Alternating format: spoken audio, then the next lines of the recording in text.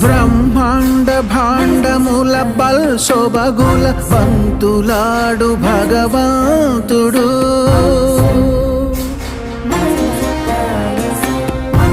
పరమానంద మహాప్రవాహముల పరవశించు పరంధాముడు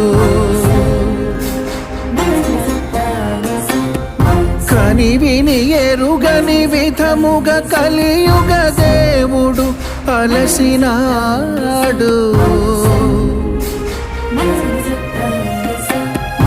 అతి చిత్రముగా తన భక్తునితో ఆటలాడగా తరలాడు